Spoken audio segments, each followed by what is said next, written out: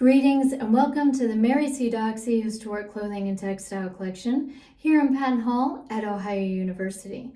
This current exhibit is called Rural Romanticism and based on a lot of the styles and clothing trends that were popular in the 1960s and 1970s and becoming popular again today.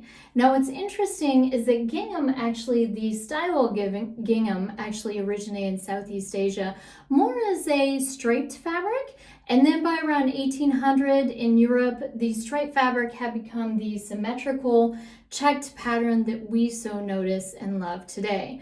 With regards to gingham, it was used as an everyday clothing item. It could be dressed up or dressed down, but by the 1930s in American fashion, you had Dorothy wearing a blue gingham dress in The Wizard of Oz, and of course she lived on a farm, so the idea of gingham as a style became booming again. The following year, Katharine Hepburn wore a gingham style dress also in the Philadelphia Story movie as well, so that kind of continued the idea of the popularization of gingham. By the 1960s, again, there was looking to historic fashion with regards to setting trends in the 1960s and 70s. Thus, the idea of gingham became popular again, and this was more or less highlighted by Brigitte Bardot that wore a pink gingham wedding dress during her wedding in the 1960s.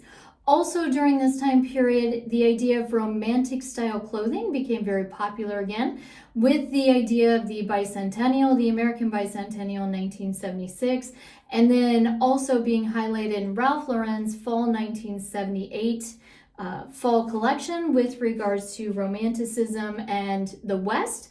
So this idea of prairie style clothing or rural type Romanticism became very popular in the 1970s.